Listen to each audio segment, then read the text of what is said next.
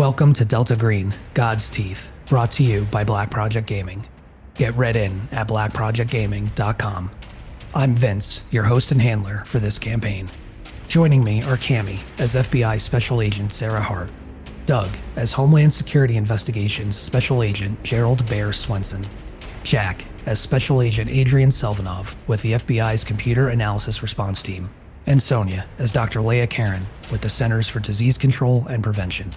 God's Teeth is a campaign of unthinkable horrors, written by Caleb Stokes for Delta Green, the role-playing game. For more information on Delta Green, please visit delta-green.com. Music in these episodes is brought to you by Cryo Chamber and Epidemic Sound.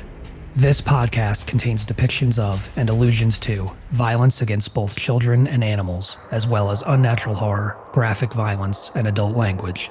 As a result, it is intended solely for mature audiences. Listener discretion is strongly advised.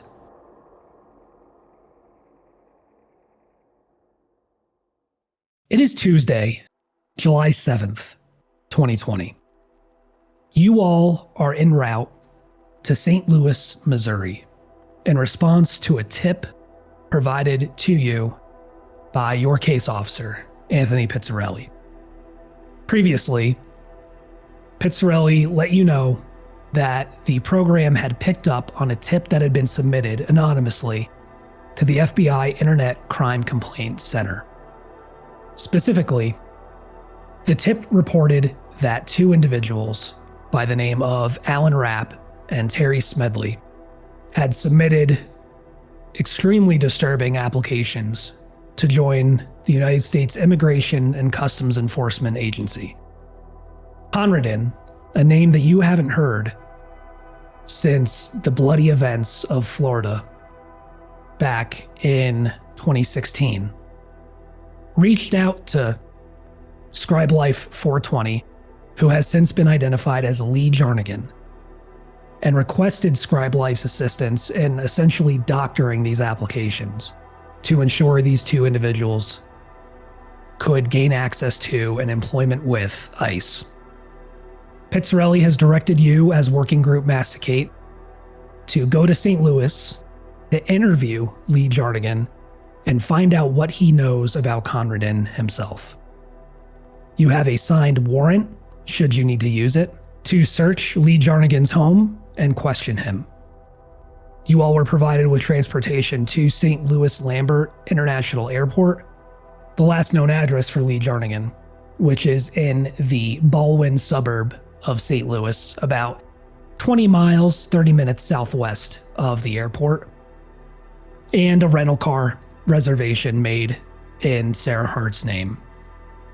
You all get on your flights, you all make your way to St. Louis, and for many of you, this will be the first time you have seen Adrian Selivanov since he was dropped off at the hospital in southern Florida following the vicious attack he sustained by one of those things that crawled out of the swamp.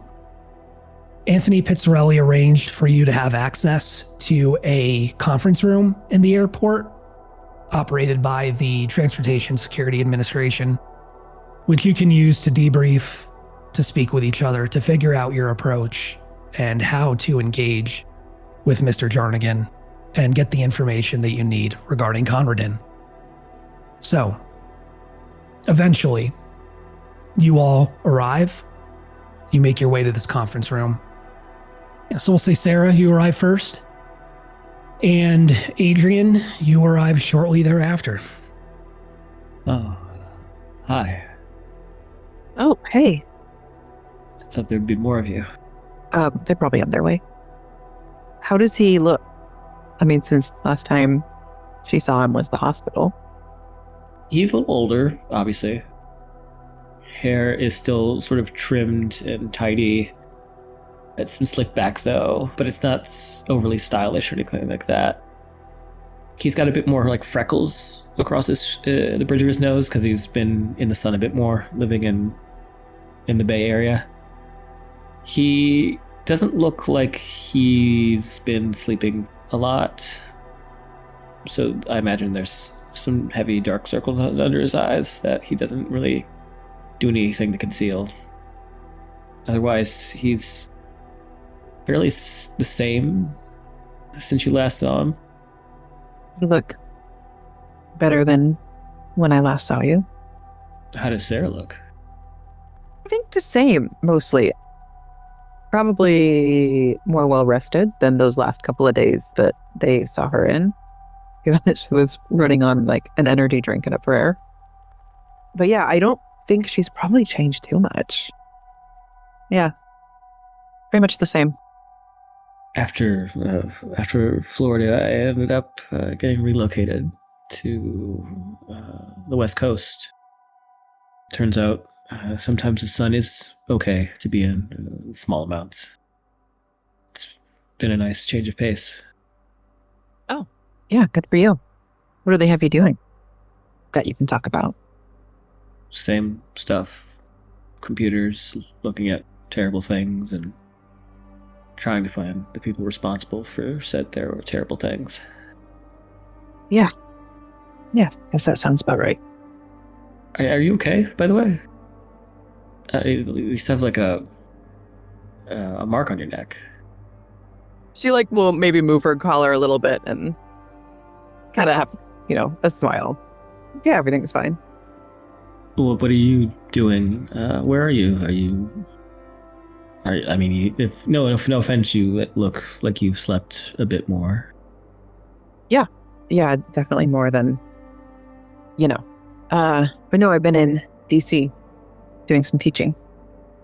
Have you been back to Alaska at all?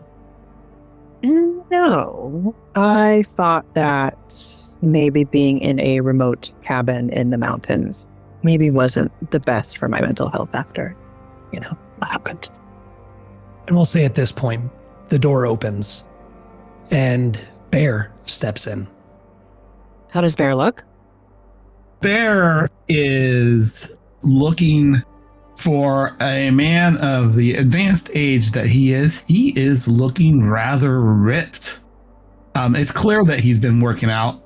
The clothes that he's wearing are much more tight fitting now, and his short sleeve shirt, probably a size or two too small, but he still has a lot of bulk to him, and quite frankly, a lot of baby fat. Even when he was when you guys met all those years ago, when he was still a young man, he's always been a little round is a shape, but he's definitely been working out since the last time you saw him.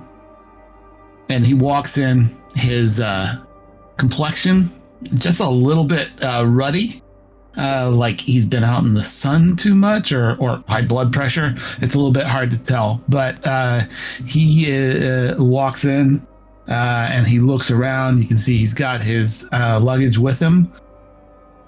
He has a big checked bag. Vince, we didn't talk about this ahead of time, but as an agent traveling with a checked bag, I would be able to bring guns, right? Yes, so not only can you bring them in checked luggage, but you could fly armed as well. Bear definitely would be flying armed, but in addition to that, he's got some long guns in cases that he's bringing with him. So he's wheeling in a cart with a few cases and luggage. Well, hey everybody. It's been what? Been a long time. Yeah. Yeah, hi. You look good. Yeah, you look beefy. You noticed, did you? Yeah. No, that's dude, I'm on 150 sip right now every week, and I feel like a god.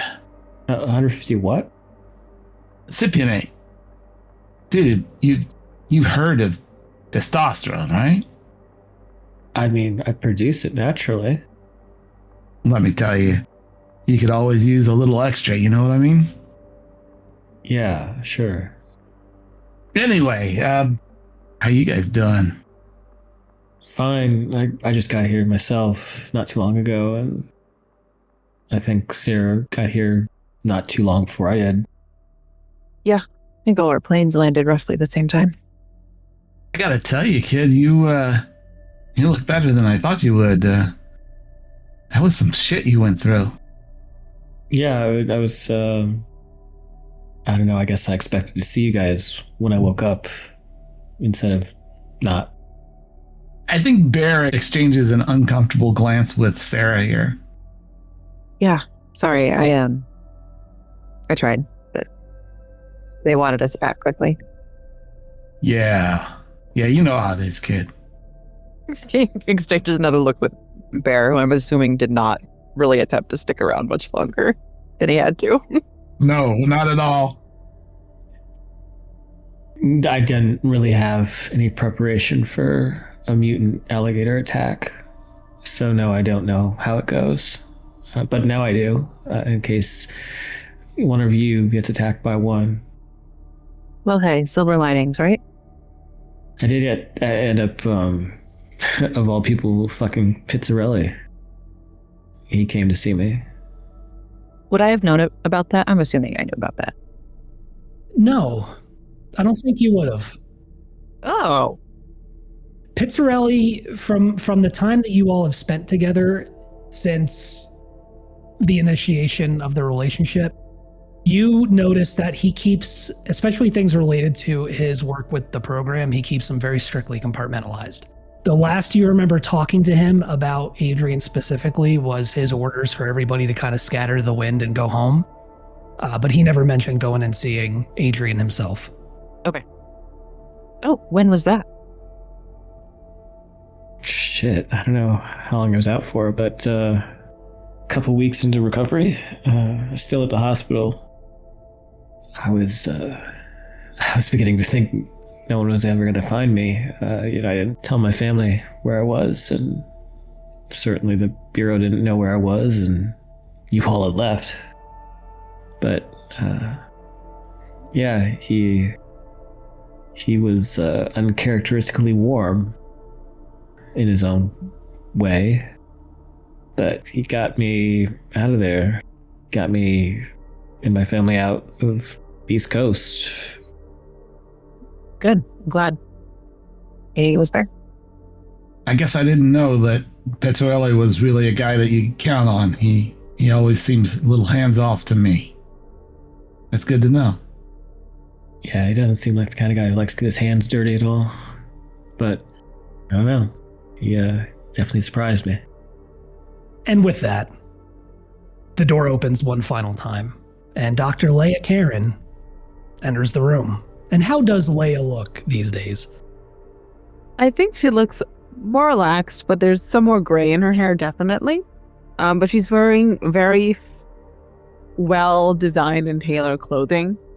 More like she's doing her best to look like she's taking care of herself and look like she's putting effort into her appearance.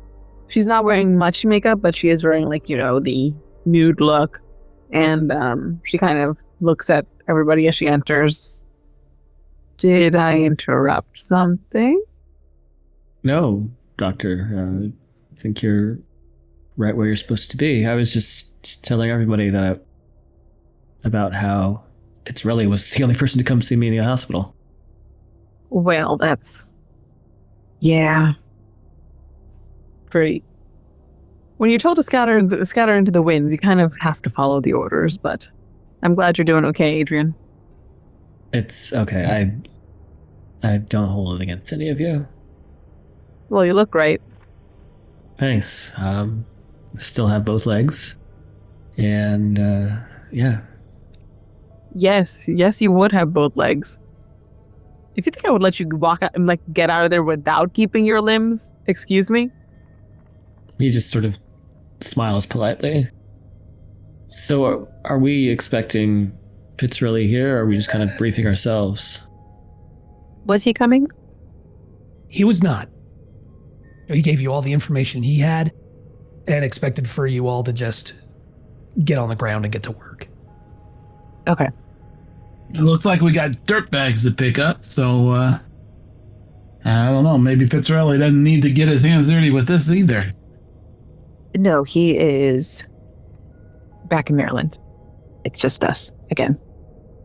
So he's still contacting you then, right? This is the first time I've heard from him in a while.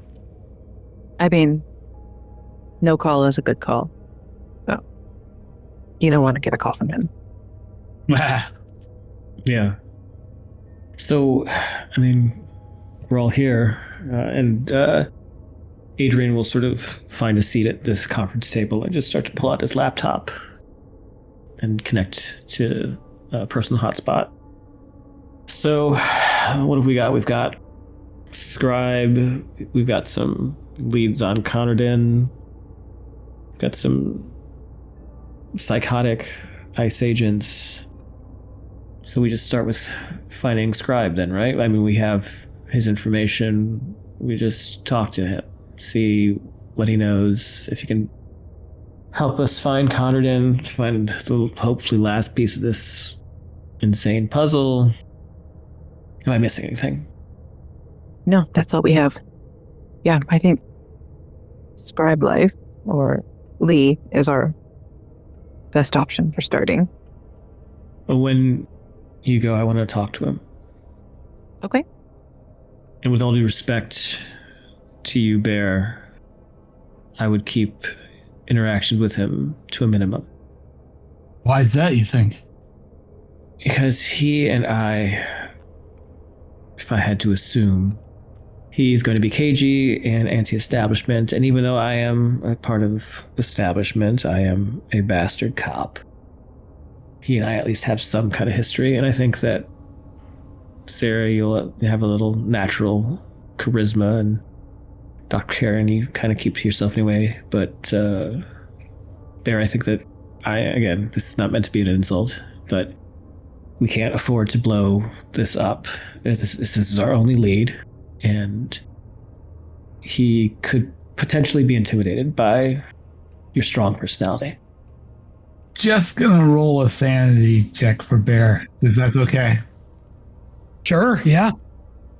That's a 26, which is a success. Bear's sitting in a big 46 right now in sanity. I think Bear just kind of like smiles and says, we don't want any repeats from that apartment building, right? Exactly. Yeah. Yeah. No, you've always been the talker, Adrian.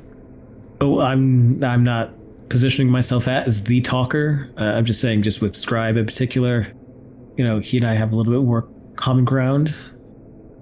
I still think Sarah should lead conversation. I'll be there to assist. I don't know. I feel like I can connect with him, maybe. I think Bear's already, you can tell halfway through what you're saying that Bear's already kind of tuned you out a little bit. He's just smiling. For some reason in Bear's mind, he just remembers that one time long ago where you managed to hit a human roll, and he pegged you as a slick talker, and has never given that up. Yeah, no, I think that makes sense. I'm happy to take point, but I do think it's a good idea to lean on him trusting you more. I mean, sure, I can talk, but I look very official. Yeah, I mean, no offense, but, you freaks have a tendency to stick together, right? Freaks? Well, that guys, guys are all day on the computer, oh, look at me, I'm on the computer, Sure, yeah. Yeah, we've got that in common, I guess. Dr. Caron, is there anything else that you wanted to add, or he looks at Bear, kind of giving him a bit of a side eye, or subtract? I can at least offer insight, not necessarily the same as you, Adrian, but I can at least be there to offer that. Maybe see, or maybe at least reassure that we're not there to assassinate him. Have any of you done any research on the other two ICE guys? Any hits, any pings from anybody? I didn't really get a chance beyond what we'd already been given, but it's definitely something we can do on our way. I highly doubt they'd be in the system, but she can do a quick check with the name and birth date in the medical records. system? Just like Boston has, almost everyone has Epic. You can see if they ping up there. They do not. Yeah. No, they're not. They're not here. They're probably scrubbed from the system. But you bring up a good point, Adrian. If you'd like to use this opportunity here in the conference room and also during your travel down to Lee Jarnigan's neighborhood, you are free to do some background research on both Lee Jarnigan, Terry Smedley, and Alan Rapp. Yeah, I think that's a good idea. Yeah. Would that be a computer science role or? So what kind of stuff are you going to be looking into and for whom? I'll start with Lee Jarnigan first. I'll look at the basics first, any arrest history about a family, any kind of travel movements, anything like that. Just because Dr. Caron had mentioned it, check medical records, see if there's any history of institutionalization, anything like that. And then, if it's possible, because I like, he's smart enough to keep himself covert, so he's not going to like use his real name, presumably to like log into places. But at least if I can get some insight into like his IRL life persona, that might give us something to either lean against or use as a negotiation or something, you know. Was there anybody else that wanted to look anything up in the meantime? Yeah, I'd like to look up the other two. Maybe more of just like knowing how government systems work and maybe being able to read between lines of where their information exists and where it doesn't kind of idea, just to see if there's any sense of them that I can get from what exists and then what weirdly doesn't. So we'll start with you. For Alan Rapp, obviously his application excerpt that was provided by Lee Jarnigan makes him sound dangerously insane. And if anything, that's probably why he is being hired. He's a white Texas native, born in 2000. He graduated from high school in Austin in 2018. And he has neither work history nor higher education, but from what you can tell, his contact information is up to date and accurate. As for Terry Smedley, he has a job history as an experienced juvenile corrections officer. He earned an associate's degree in criminal justice while doing a variety of youth detention-related jobs. Most recently, he worked for the El Paso County Juvenile Detention Center in El Paso County, Texas. However, in October 2019, he was recorded by a cell phone smuggled into the detention center. And in the video, he was recorded throwing a bucket of cold water on caged minors while screaming anti-Latinx bigotry, demanding they clean the river smell off. Public outcry led to the El Paso County Juvenile Detention Center firing him the night of the video's release in an attempt to prevent riots.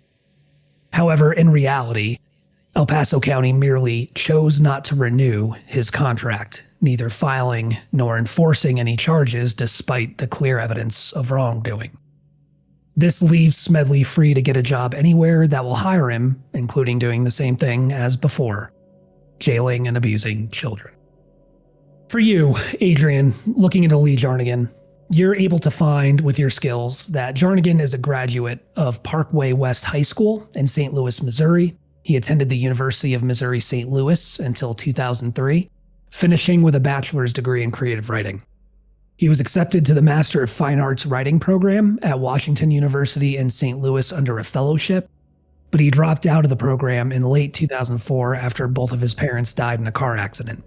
And he is currently living in the childhood home he inherited in Baldwin, Missouri, just outside of St. Louis. His social media presence shows a shabby, bearded white man in his late 30s who seems to do nothing but take party photos and post angrily about political causes at all hours of the day. It would be stunning for him to have time for a job based on the absolute amount of posting he does.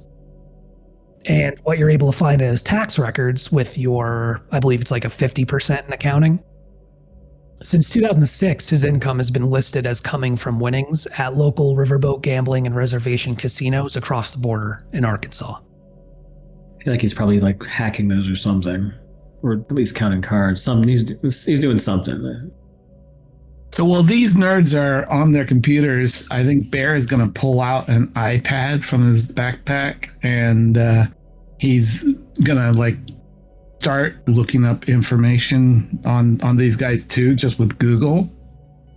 Eventually, after a few minutes, if you look over his shoulder, you'll see that he's got a podcast from YouTube open up, and Jocko Willink is on there. Giving his followers a pep talk. Bear is kind of nodding along. Yeah. Is he wearing headphones or can we hear it? No, Bear's probably got some iPods in, or no, what do we call them? AirPods. Yeah, AirPods. But we can hear him muttering to himself. Yeah, we hear him going, yeah. Adrian will look up at Dr. Caron and say, could you check on him? Make sure he's okay. I think Leah will step over to Bear and just kind of look over her shoulder and be like, what is that? When Bear notices that you're looking over his shoulder, he kind of looks over sheepishly and says, oh, I was trying to look up these dirt bags. Sorry, I got distracted. Oh, you don't know who this is? Nope. This guy's like a Green Beret. He's the real deal, man. I mean, he's got a lot of good advice for men like me. He looks over at Adrian and he says, him too, probably. What do you mean men like you? I don't know how tapped in you are to what's going on with men these days, but yeah, no, we have I've taken it on the chin lately. It's tougher and tougher for guys like me, but there are answers. There are answers. You just gotta get your nutrition and your supplements right, and it'll all fall in line. Does Bear looks like he's been taking steroids? Oh, for sure. He's on testosterone. It's not the steroids I was thinking of, the other kind.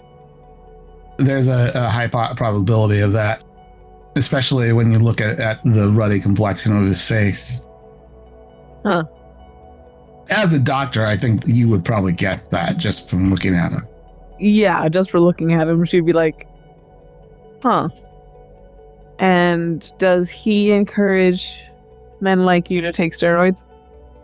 I mean, nothing illegal, obviously. No. But, I mean, once he's hit a certain age, I don't know if you know. Well, Doc, you probably know this. I mean, shit starts to fall apart on you, on men like me. Well, not men like me, but, Anyway, it's a tool. That's what it is. Uh-huh. Well. Just for shits and giggles, make a human roll, Sonia. Oh, that's a failure. Yeah, 82 over 51. Yeah, never mind.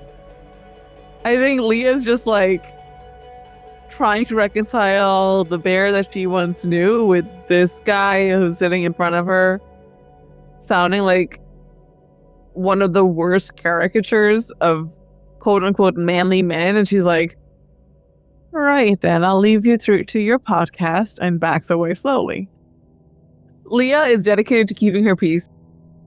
I think, as soon as you back away, Bear's been trying while you're sitting there. He's been trying to look like he's, looking up information on rap and these guys. And he quickly loses interest again and goes back to the video. I will say for you, Bear, in the very brief moments where you're able to keep your attention focused on the task at hand, it is very easy to find information on Terry Smedley. And in fact, considering you come from Homeland Security investigations, which itself is technically a part of Immigration and Customs Enforcement, the name would ring slightly familiar based on probably some connections you have down in El Paso, down in the border regions of the United States. And you're easily able to find the video in question and the news reports that surrounded Mr. Smedley's release from his contract with El Paso County. Given that, Bear would definitely speak up. Oh yeah, the Smedley guy.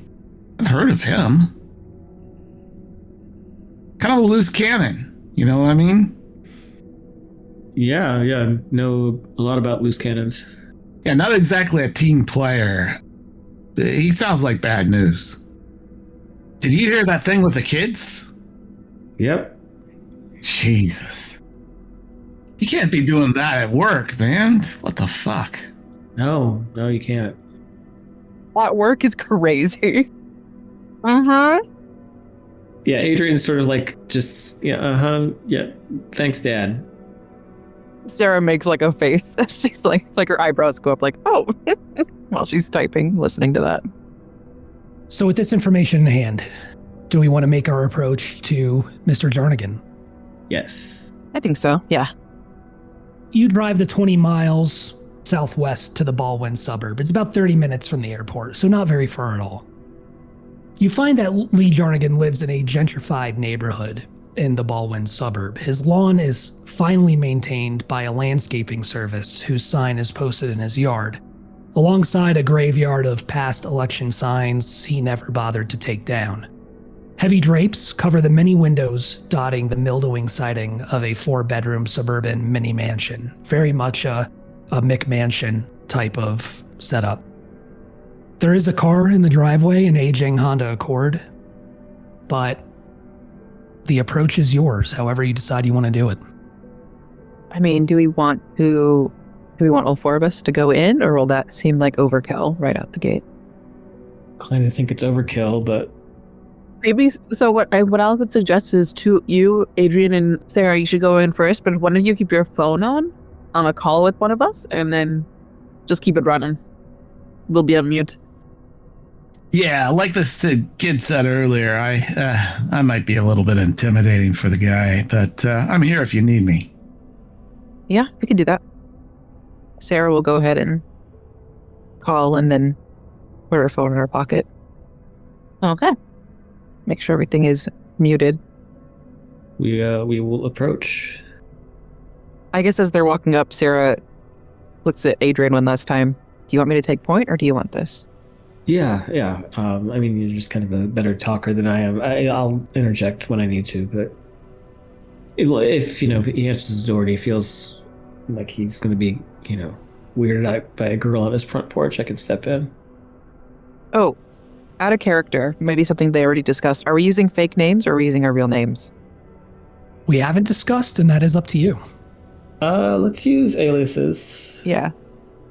We're gonna stick with the old ones. Yeah, I'm down to just stick with the old ones.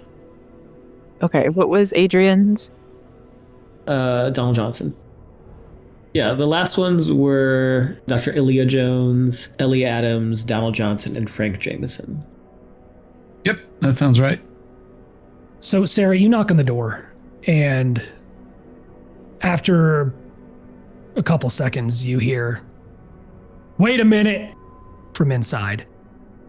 And a few minutes later, the door opens, and a man who looks very much like those social media photos that Adrian was able to obtain opens the door. He's in his 30s, probably about 5'8", 5'9", overweight for his height, longish hair, starting to go a little greasy, wearing a white t-shirt, a bathrobe, and boxer shorts, and not much else.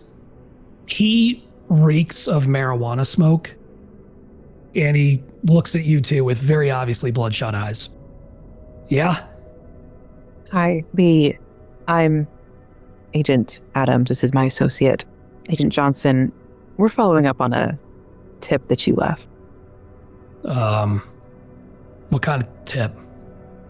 The kind that deserves some attention. You're not in any trouble, but we just want to get some more information, if you don't mind. Okay, yeah. All right. Yeah, I'll be honest, I didn't expect anybody to actually take this seriously, but yeah, come in. Yeah, we'll go in. Head in after him. He leads you to the living room, where it becomes very obvious this was likely decorated by his parents prior to their passing, and hasn't been touched since. Everything is kind of coated in a fine layer of dust. But he settles down into a armchair near a couch and gestures for you two both to take a seat. All right. You said you first met or started working with someone named Conradin back in 2011, doing college work. Yeah. 2011 is when this guy, Jason Lardy, he introduced me to Conradin. What was the name? Jason? Jason, Chasten. And what's your accounting at again, Jack? 50. That name rings a bell, but you probably have to do a little more research to find out why. Just sort of over the table, I asked him to repeat himself so that, since I know that Dr. Caron and Bear are on the other line, if they, want to start searching him up or looking him up, or any other names that come up during the conversation, they'll at least hear it and be able to look it up. Yeah, this Jason guy, I'd been working with him since 2009. In fact, I'm probably the only reason that fucker didn't fail out of private high school. I was kind of like his tutor during a summer preparatory program and helped get him into Duke. And that's where he met Conradin. His real name, I think, is Esau Tillman. Esau Tillman? Yeah. Okay.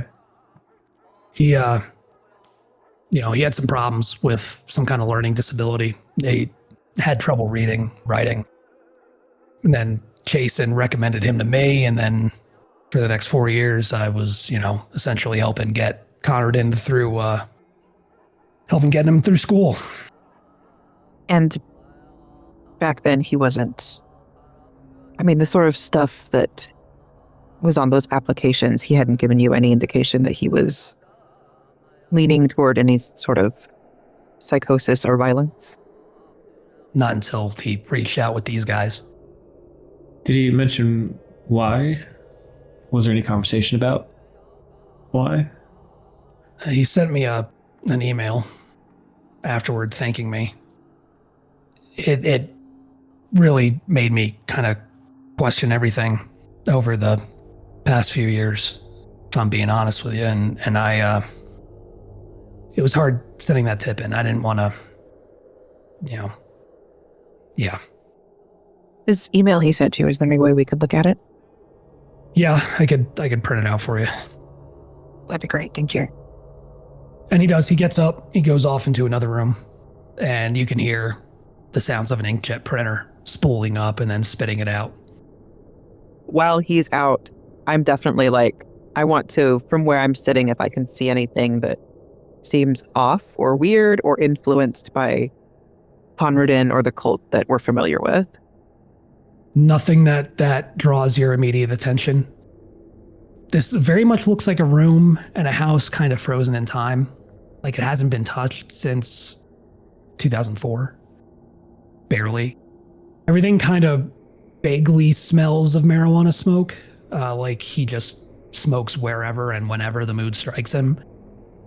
In fact, how you sometimes settle into a fabric couch and all the smells that have kind of pulled up in there kind of waft out at the same time. It was very much that. But nothing that immediately strikes you as being overtly connected to Conradin or anything else you've experienced since really 2001. I'd like to do a more general search to see if there's just anything that kind of piques Adrian's curiosity. Doesn't necessarily have to be connected so directly to that, but just anything that's either that's of interest or that could be, used as leverage in case we need it. Nothing in this living room area that you find yourself in. You stand up and probably mosey on over to the fireplace and the mantle above it where you see some framed photographs of who you presume to be Lee's parents.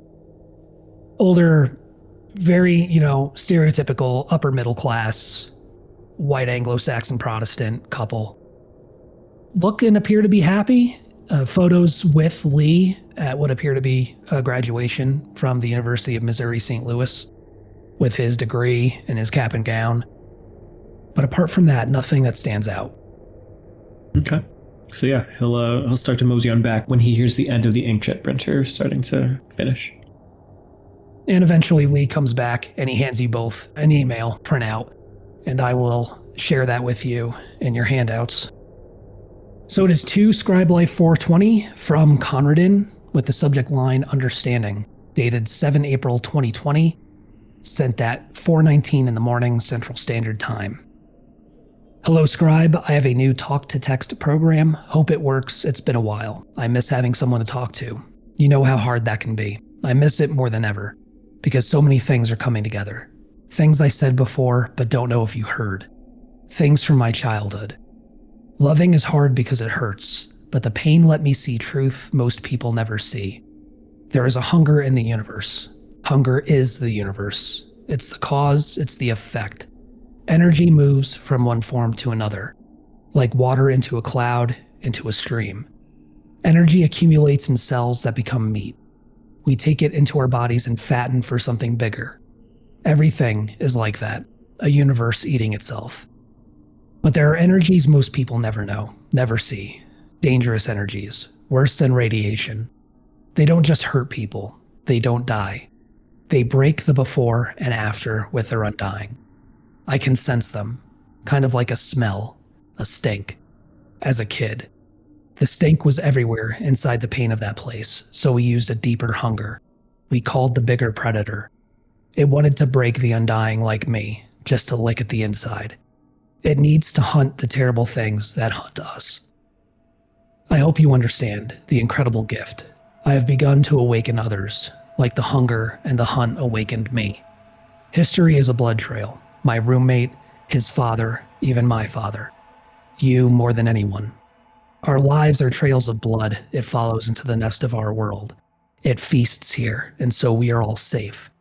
You deserve to know for the good you've done. My pack will seek out the insult of the undying. We will hunt, we will feed, we will never be alone. Thank you. That's crazy shit, right? Yeah, it's pretty wild. Yeah. Do you have any pets? No. Why? Have you noticed any animals in the neighborhood acting strangely around you? No.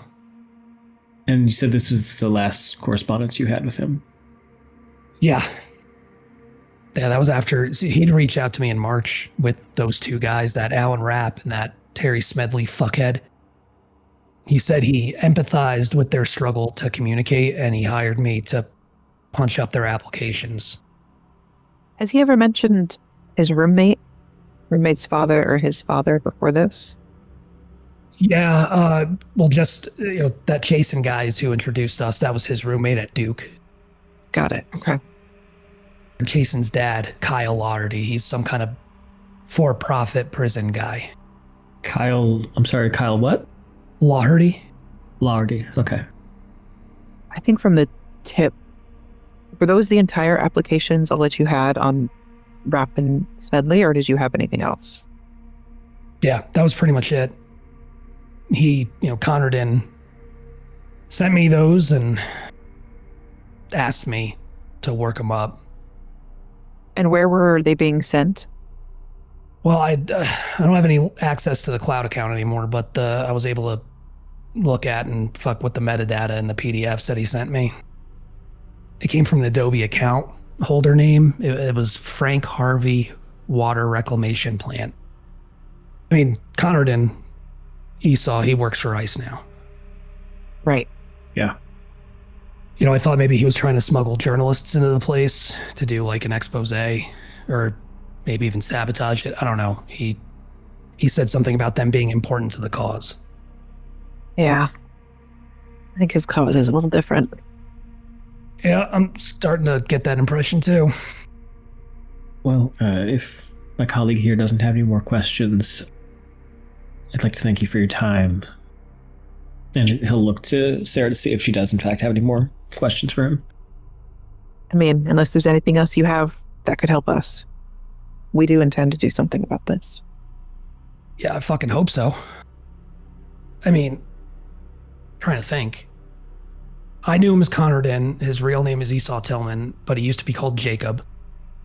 I looked up the name, and he was, I guess his dad, Eli Tillman, wrote a bunch of like Christian homeschooling books about it. I never read them. Do you remember any of the titles? One of them was like, I think like The Long Road Home or something like that. Well, we appreciate your time. As my colleague said, we are actively investigating this and are looking to have something done about it. If you have any issues, just feel free to reach out to, and he'll start to pull out a card. And as he does, he realizes that his real agent name is on it. If he hesitates, Sarah will rip hers out. She has some fake ones ready. If he gets in touch with you again, please let us know. Yeah, I don't think I'll be hearing from him anytime soon. But I mean, you guys got to know whatever I thought Conradin was. Like I helped him get into ICE, and I've spent every waking moment regretting it. I asked him why he wanted to join. I mean, especially with everything going on with the kids and everything. I mean, even back in 2016. And he said, I'll never forget it. He said, I want to be inside it for reasons that do not come from it. I want to be inside and serve something outside, change from within. I thought he was going to try to sabotage it. I thought he was going to do something good.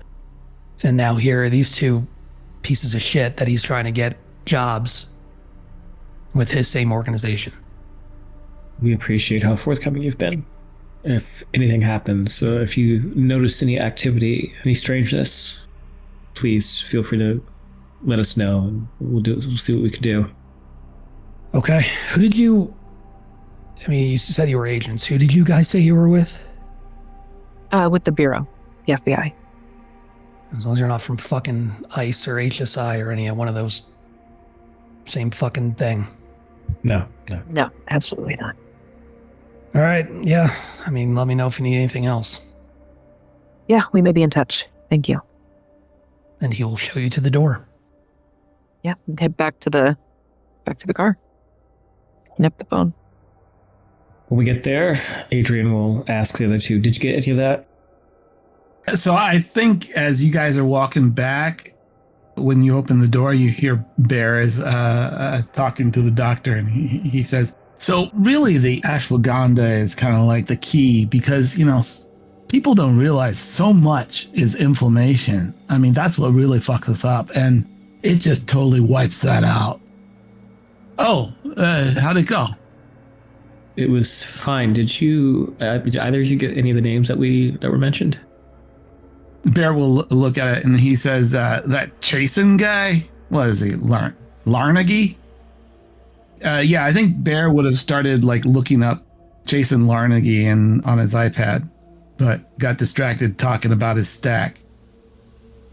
So I will say, with Chasen Lardy, what you find is, what's your bureaucracy? 65. You'll find that Kyle Lardy, Chasen's father, owns a company called Life Force, LYFFORCE, that has seen enormous growth after being selected in a blind bid for ICE contracts at the beginning of the Trump administration. I'll point that out. Says, yeah, this guy seems to be pretty big with some new ICE contract he got. This Jason guy was Conradin's roommate, apparently. Any other information about any of the other names that were mentioned, or any insight about this Life Force place? No, I didn't look that up yet. All right. This Lardy guy, Jason's dad, he's the one who owns a bunch of for-profit correctional institutions, right? Yeah, it sounds like it. Maybe we should just figure out accommodations while we're here, and we can kind of pour over the details. But what's our next move? I mean, do we just try to go after these two chuckle fucks, these ICE guys? They are kind of 2 steps forward in the right direction, I think, because we need the root of the cause of all this is Conradin. Yeah, but we don't know where to get him. These 2 lackeys might lead us right to him. We know they're targeting the ICE, the organization, and what they do, because they are targeting vulnerable people.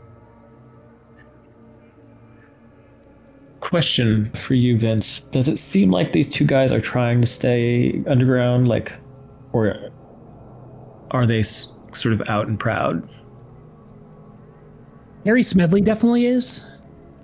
If you do some cursory social media searches, you'll find that he's posting routinely increasingly far-right content in support of the Trump administration, in support of ICE, in support of immigration and deportation policies.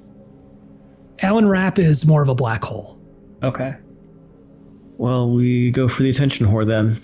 He's clearly been posting quite a bit lately.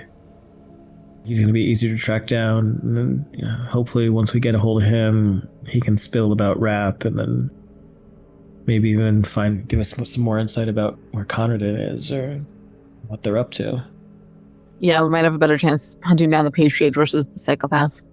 I mean, I wonder if these two guys even know what they're a part of. I mean, I don't pity either of them, but if they don't know, they're in for some really rude awakening. Smedley might not, but Rapp sounds like he knows. Well, let's find Smedley. Well, Sarah, you do remember prior to being sent out here that one of the last things Pitzerelli asked you to do was to give him a call as soon as you talk to Jarnigan and debrief him on what you found. If we can, I would like to figure out home addresses, and I want to make sure that these people are alive. Because the way that email sounds, it sounds like there's already been a blood trail, and they could potentially be murdered. So yeah, I'll mention that, and then I'll get Pitzerelli on the phone. Could we just call in a health and wellness check on them if we wanted to? That's what I was thinking. Once we know where they are, we could potentially try something like that. All right. I'll look up any kind of obituaries or recent medical reports for either of them to see if either of them died. They would probably have these kind of reports. But even if they haven't, then if they've been sick or anything like that recently, or have been admitted to somewhere, I'd like to try and find if so, why and when and where. Yeah, very briefly, I'll say that you're able to find no obituaries, no notices of death, nothing for any of those individuals, including Eli Tillman. And in fact, Kyle Lardy has been in the news very recently, as little as a week ago, talking about Life Force, offering updates on the business, on the status of contracts with ICE and the Trump administration. So he's still very much alive from what you can tell. Any pings about his son, Chasten? None in the public media. And where is Kyle located? So from what you can tell, Life Force, which stands for Lahirty Youth Facilitation Force, LYF Force, is based in and around El Paso, Texas. Okay. But Sarah, you call Pitzerelli? Yes, and I'm as soon as he answers, I'm mentioning that it's speakerphone before anything can be said. Yeah, hey, did you talk to Jarnigan? Yeah, we're all here. We just left. I'm going to forward you some things, but we have a couple of leads we can start with. You think this is the guy? You think this is that Conradin? Absolutely, yeah. There's no doubt some of the language he's using, it's worrying. And we think he might be ICE? Yes, and potentially recruiting more people to his cause, whether or not they realize it or not, I don't know, but him trying to sneak other people in. I don't like the idea of them rebuilding anything we've seen before. Okay. All right. Look, I want you all to cease field operations immediately. I want you to pull back. I want you to hunker down. Dig up as much as you can on this Conradin kid. I mean, if you've got enough information to go off now, dig up what you can find. And whatever you need, I'll get it to you. We have leads. We can go now. I just need you to focus on Conradin. Why? Look, just before we go any further, I'm not worried about this Smedley guy. I'm not worried about Rapp. I'm worried about Conradin. Okay, well, I'm worried about the Smedley guy and Rapp. I don't think they should be in that facility. I don't necessarily do either. All I'm asking for is take the information you've gotten from Jarnigan, dig up what you can on Conradin, and then I'm coming down there. You can brief me what you find, and we go from there. I'm not saying you're not going to be able to go after these guys. I'm just saying, let's find what we can, because as far as we know, as far as all I have, is we know the kid is called Conradin. That's it. Let's fill in some gaps, and then we can take some next steps. When are you coming down? I can be there tomorrow. Sarah looks pissed, but okay, then you have until tomorrow. The phone is silent for a little longer than you're probably comfortable with. And he says, I have until I determine it's necessary. She does not reply to that. As long as we're on the same page, I will see you all tomorrow. See you tomorrow. And he hangs up. I want to do a human check. Yeah, Bear just kind of blurts out, "Oh, I see that that Pitzerelli hasn't changed, huh? Still an overbearing asshole." Go ahead and roll human, Jack. Can I as well? Sure. Fuck it. No, no. It's going all over Leah's head. 68 over 51, sure is. 39 over 20 for Adrian. Damn, almost though. Almost. Yeah, that's Pitzerelli for you. I mean, since I commented on it, I'll try also. Go for it, yeah. Still got an 84. Nope. I mean, I will say that even if they're not getting like the full depth of it, like Sarah's previous conversations with Pitzerelli that they saw, as soon as he like told her that they need to stop, they need to not follow up, they need to like lay low, like her entire demeanor changed and she was mad as hell about it. And so I think that's obvious. She does not want to listen. Adrian will at least pick up on that and say, I mean, we don't have to listen. He's not here yet. I do think he brings up a good point about figuring out Conradin specifically, because I think Pitzerelli's trying to cut off the serpent's head while we go chasing after the tail. True, but these two guys have been in contact with him. I mean, I feel like they're probably our best leads into finding him. If we can at least get, Yankee Doodle piece of shit, Smedley, we can at least maybe get a better lead on where or even who Conradin is. I won't make you make an int times 5 roll, Jack, since you just had the conversation. But one thing you remember Lee saying is that the files, the PDF files specifically, he was sent by Conradin. He was able to look at the metadata, and they came from the Frank Harvey water reclamation plant. And if anybody takes a moment to look that up, that is also based in El Paso, Texas. Oh. Is there perhaps like a hotel or motel near there? You're in Missouri. Right. I don't know how I forgot. It would take us more than a day to get there, whereas Pitzerelli is coming to us within the He's day. coming here, yeah. Exactly. Well, listen, this PDF, some of it's pinged back from El Paso, and Life Force's offices are located in El Paso. I mean, all of these dots are connecting. So, I mean, maybe we just go there. Better to ask for forgiveness and permission. Pitts can just take another flight down to Texas. He can meet us there. He can yell at us in person, but at least we're on the trail. If we stay here waiting.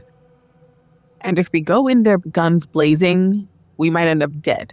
I'm not saying we go in guns blazing, but at least maybe scope things out, see what the make of the situation is. We can also do that digitally.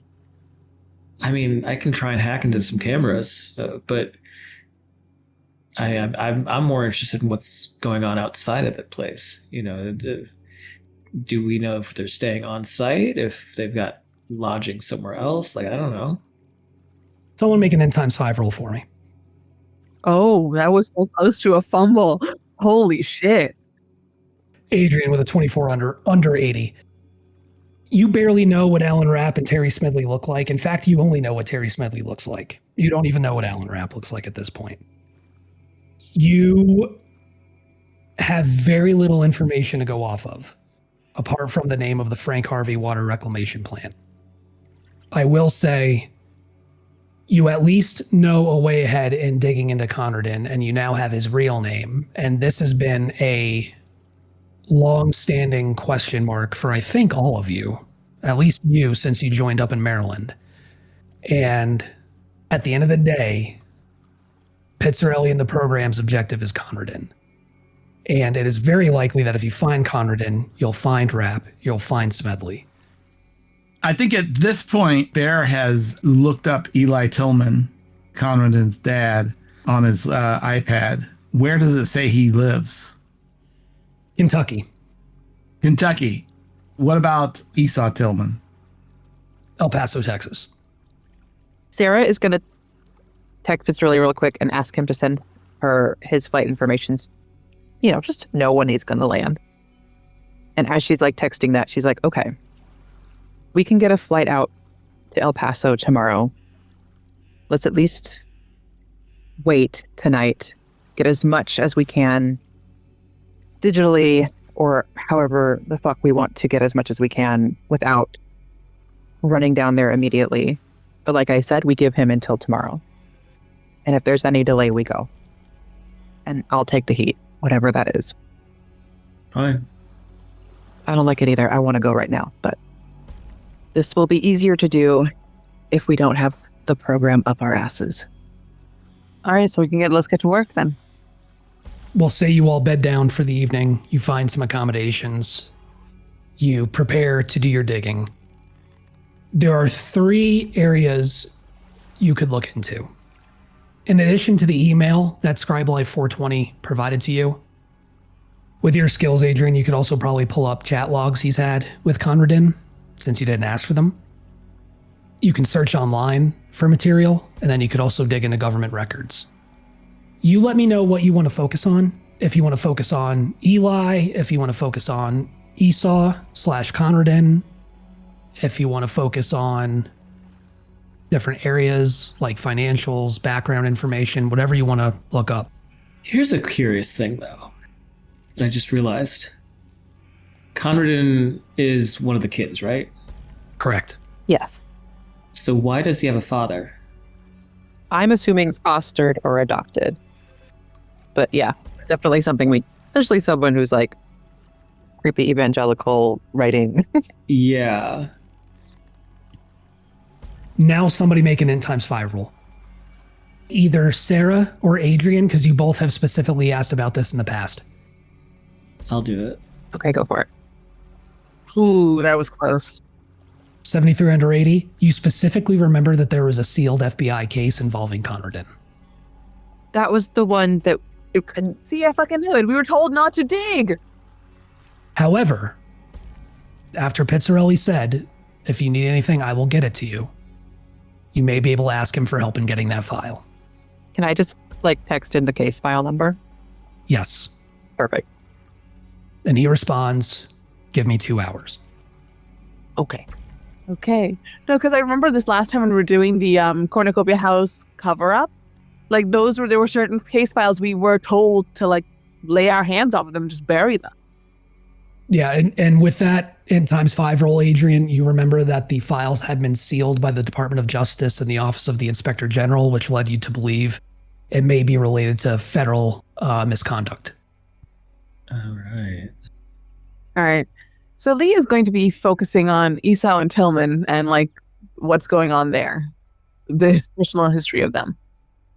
I think if it's possible, Bear is going to try and contact folks back at DHS, since ICE is part of that, and he's going to try and come up with any information he can about the performance of these 2 guys, Smedley and Rapp.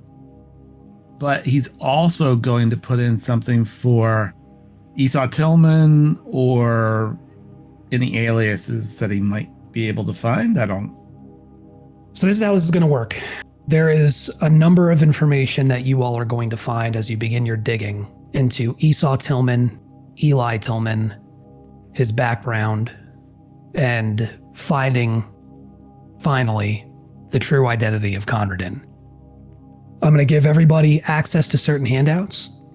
These are your findings based on what I've gleaned from what you'd like to look into.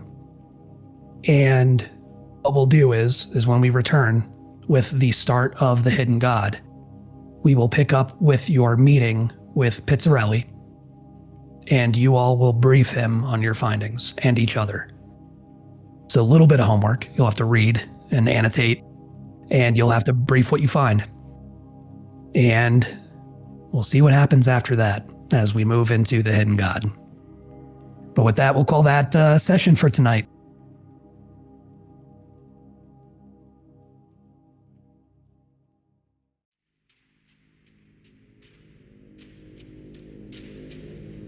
Thank you for listening to Delta Green, God's Teeth, part of the Black Project Gaming podcast. If you like what you heard, please consider leaving us a review on Apple Podcasts or a comment on YouTube. Be sure to visit blackprojectgaming.com for previous and future Delta Green episodes. If you'd like updates on all future releases, please follow us on Blue Sky or Facebook. Until next time, I'm Vince, your host and handler, with Cami as FBI Special Agent Sarah Hart, Doug as Homeland Security Investigations Special Agent Gerrald Bear Swenson, Jack as Special Agent Adrian Selivanov with the FBI's Computer Analysis Response Team, and Sonia as Dr. Leah Caron with the Centers for Disease Control and Prevention. Thank you again, and remember, we'll be seeing you.